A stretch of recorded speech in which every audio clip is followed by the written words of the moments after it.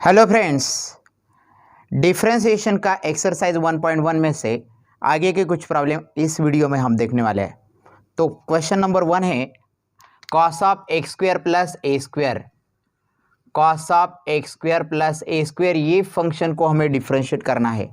सो पहले तो क्या करेंगे, हम y इक्वल टू ये कंसिडर करेंगे। Let us consider y equal to, अभी cos of x square plus a square definitely एक कंपोजिट फंक्शन है, क्योंकि स्टैंडर्ड फंक्शन कौन सा है, कॉस एक्स स्टैंडर्ड फंक्शन है। जब भी कंपोजिट फंक्शन होगा तो पहले फंक्शन कौन सा दिखाई देता है, ये सोचो। कॉस दिखाई देता है कि x square plus a square, cos दिखाई देता है। तो कॉस का डेरिवेटिव क्या होगा, माइनस साइन एक्स होगा। तो उसी तरह से cos of x square plus a square का पहला डेरिवेटिव क्या हो सकता है, पहले तो इसको यहां पर मैं लिखूंगा differentiate with respect to x, फिर मैं लिखूंगा d y by d x equal to, पहला स्टेप होगा यहाँ पर माइनस साइन ऑफ जो कुछ एंगल दिया है वो लिखो x square plus a square. लेकिन आपको भी पता है कि इसका डेरिवेटिव कंप्लीट नहीं हुआ है, जिस चीज का डेरिवेटिव बाकी है वो मल्टीप्लाई करो D d x of x square plus a square. Okay, अभी x square plus a square ये तो एडिशन रूल से सिंप्लीफाई हो जाएगा इजीली।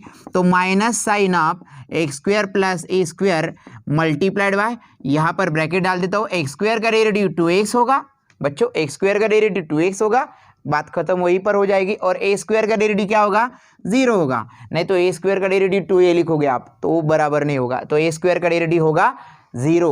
ओके, सो 2x प्लस 0 का मतलब 2x होता है, ये माइनस साइन, माइनस 2x पहले लिखूंगा मैं, फिर sine of x square plus a square. तो ये बन गया मेरा final answer d y by d x equal to.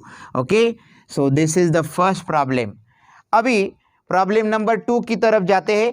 Problem number 2 में पूछा गया है स्क्वायर रूट ऑफ, ये प्रॉब्लम क्लियर है आपको? ओके, तो अभी प्रॉब्लम नंबर 2 में स्क्वायर रूट ऑफ क्या दिया है, tan of root of x, root of tan of root x. Okay, root दिया है tan ऑफ, फिर से रूट एक्स दिया है। ओके, कोई बात नहीं है। तो पहले तो क्या दिखाई देता है, जब root of tan of root x देखते हैं तो पहले ये रूट दिखाई देता है। तो ये किस चीज की तरह, कौन से फंक्शन की तरह दिखाई देता है, स्टैंडर्ड रूट एक्स की तरह दिखता है। रूट एक्स का डेरिवेटिव मालूम है आपको, 1/2 रूट एक्स होता है। तो यहां पर मैं अगर differentiate with respect to x कहूंगा तो d y by d x equal to, ये फंक्शन मेरे लिए एफ ऑफ एक्स है, पूरा फंक्शन अंदर का, तो इसका डेरिवेटिव क्या होगा बच्चों, 1/2 रूट ऑफ जो कुछ है वो लिख लेता हूं मैं tan of root x. Okay, but this is not the end, d d x अभी बाकी है। ओके, डी डी एक्स किस चीज का बाकी है बोलो, tan ऑफ रूट एक्स का डी डी एक्स बाकी है। तो ये मैंने लिख लिया। अभी tan ऑफ रूट एक्स को देखने के बाद आपको पहले tan दिखाई देता है कि रूट एक्स दिखाई देता है, tan। तो tan का डेरिवेटिव आपको पता है सेक स्क्वायर एक्स होता है, यहां पर tan रूट एक्स है तो इसका derivative sec square root x होगा। लेकिन ये स्टैंडर्ड फंक्शन ना होने के कारण कौन से फंक्शन का डेरिवेटिव बाकी रहेगा, एब्सोल्युटली रूट एक्स का डेरिवेटिव बाकी रहेगा। तो मैं यहां पर लिखता हूं 1/2 root of tan of root x. Okay, तो यहां पर इसका तो डेरिवेटिव बराबर है, आप बोल रहे हो सेक स्क्वायर रूट एक्स आएगा, tan का डेरिवेटिव सेक स्क्वायर, यहां पर रूट एक्स था तो रूट एक्स। लेकिन फिर भी आपको पता है ये तो डी डी एक्स पूरा नहीं हुआ है, d d x root x.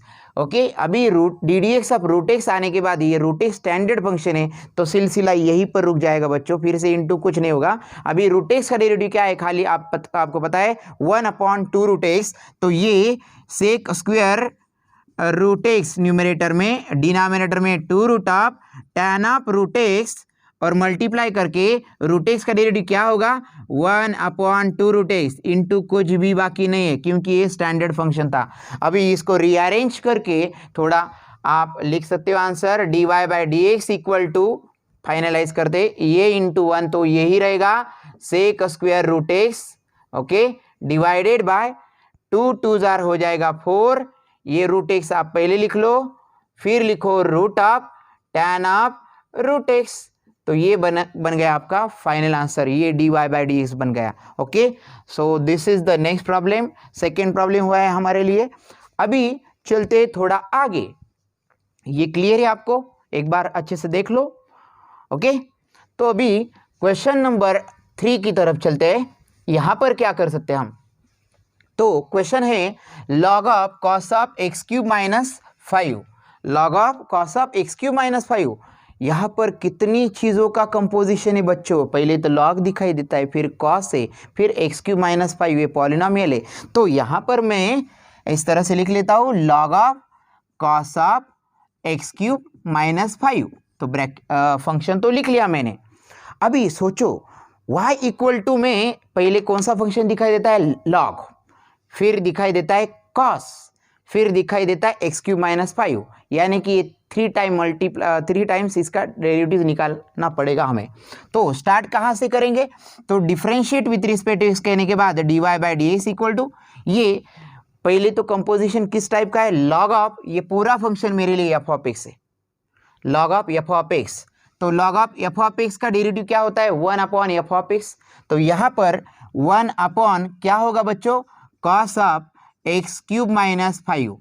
Okay, log of cos of x³ - 5 का डेरिवेटिव क्या होगा, 1/cos ऑफ x³ - 5। आपको पता है ये डेरिवेटिव पूरा नहीं हुआ है, तो इनटू ddx कौन सी चीज़ का बाकी है, cos ऑफ x³ - 5 का ddx बाकी है, तो इनटू ddx ऑफ लिखा मैंने। So this is equal to 1/cos of x³ - 5 into, बोलो cos ऑफ x³ - 5 का डेरिवेटिव क्या आएगा, cos का डेरिवेटिव आता है -sin ऑफ, जिस तरह से cos का डेरिवेटिव -sin x आता है, उसी तरह से cos ऑफ x³ - 5 का डेरिवेटिव -sin ऑफ x³ - 5 आएगा बच्चों। ये ब्रैकेट में लिखा है, लेकिन इनटू पिक्चर अभी बाकी है। इनटू ddx किस चीज़ का बाकी है, बोलो, इनटू ddx ऑफ, अभी log of cos of x³ - 5 का डेरिवेटिव ये लिखा था मैंने, फिर cos ऑफ x³ - 5 का डेरिवेटिव ये लिखा है मैंने, फिर x³ - 5 का डेरिवेटिव बचा है ना, तो x³ - 5 मल्टीप्लाई, जहाँ तक जाना है वो समझ लो अच्छे से। ओके, तो ये पूरा माइनस साइन पहले लिख लेता हूँ, sign of x³ - 5, cos of x³ - 5 का मतलब होता है tan ऑफ x³ - 5, क्योंकि sine upon cos angle same होगा तो साइन अपॉन कॉस होता है tan, तो tan ऑफ x³ - 5 बन गया। अभी ये यहाँ पर सोचो x³ का डेरिवेटिव क्या होगा, 3x², x³ का डेरिवेटिव होगा 3x², ये it is just like derivative of x⁻n, standard formula, that's it. और -5 का डेरिवेटिव क्या होता है, 0, लिखने की जरूरत नहीं थी वैसे, लेकिन ये 3x² लिख लो आगे, -3x², फिर लिखेंगे tan ऑफ x³ - 5, ये बन गया आपका dy/dx, that's it, this is the final answer. ये क्लियर है आपको, एक बार अच्छे से देख लो, ओके, और समझ लो। ओके, अभी चलते प्रॉब्लम नंबर 4 की तरफ। क्या बोला है वहां पर, log of tan of x/2, इस चीज का डेरिवेटिव मुझे निकालना है। तो कैसे स्टार्ट करेंगे बच्चों, देखो पहले तो मैं यहां पर लिखूंगा log ऑफ tan ऑफ, कितना भी बड़ा कंपोजिट फंक्शन हो इसको डिफरेंशिएट करना ही है हमें, डेरिवेटिव सबसे आसान है अगर समझ में आ जाए तो आपको। तो डिफरेंशिएट करेंगे तो यहाँ पर लिखूंगा मैं dy/dx equal to log of tan of x/2 का डेरिवेटिव क्या हो सकता है बच्चों, log of tan of x/2 का डेरिवेटिव इनिशियल डेरिवेटिव, जिस तरह से log x का डेरिवेटिव होता है 1/x, उसी तरह से log ऑफ जो भी कुछ है उसका डेरिवेटिव होगा 1/tan ऑफ x/2। ओके, यहाँ पर x की जगह ये 1/tan x/2, लेकिन ddx तो भी बाकी है। किस चीज का ddx बाकी है, बोलो, ddx tan ऑफ x/2 का बाकी है, एब्सोल्युटली। ये tan ऑफ x/2 ये कंपोजिट है कि स्टैंडर्ड है, ये tan x होता तो स्टैंडर्ड होता, क्योंकि tan x स्टैंडर्ड फंक्शन है, लेकिन tan x/2 ये तो कंपोजिट बन गया। तो अभी यहां से स्टार्ट कैसे करेंगे, देखो 1/tan ऑफ x/2 को मैं cot ऑफ x/2 लिख सकता हूँ बच्चों, cot ऑफ x/2 लिख सकता हूँ, 1/tan का रेसिप्रोकल। लेकिन tan ऑफ x/2 का ddx निकालना है। जिस तरह से आपको पता है डेरिवेटिव ऑफ tan x क्या होता है, sec² x, उसी तरह से tan x/2 का डेरिवेटिव क्या होएगा, sec², यहाँ पर जो भी एंगल है वो x/2 मैंने लिख लिया। लेकिन फिर भी ddx पूरा नहीं हुआ है, ddx तो अभी तक बाकी है, ddx ऑफ व्हाट, x/2 बाकी है, ddx ऑफ x/2। तो थोड़ा सिंप्लीफाई करते हैं, ये कॉट एंड ये सेक दिखाई देता है तो मैं इसको इस तरह से लिखता हूँ बच्चों, देखो cos x/2 divided by sin x/2, क्योंकि कॉट का मतलब cos अपॉन साइन होता है, sec² का मतलब 1/cos² x/2 होगा, और कहानी में ट्विस्ट यहाँ पर है x/2 का डेरिवेटिव, x/2 में 1/2 तो कांस्टेंट है, सिर्फ x का डेरिवेटिव कितना होता है 1, तो x/2 का डेरिवेटिव आएगा 1/2।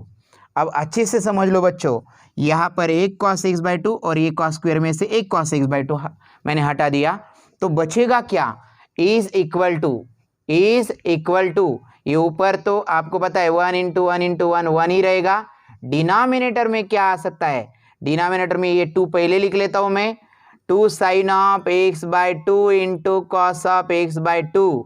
क्या आपको पता है 2 sin x/2 into cos x/2 क्या होता है, 2 sin θ/2 इंटू कॉस θ/2 होता है sin थीटा, तो ये होगा sin x, सब मल्टीपल एंगल का फॉर्मूला है।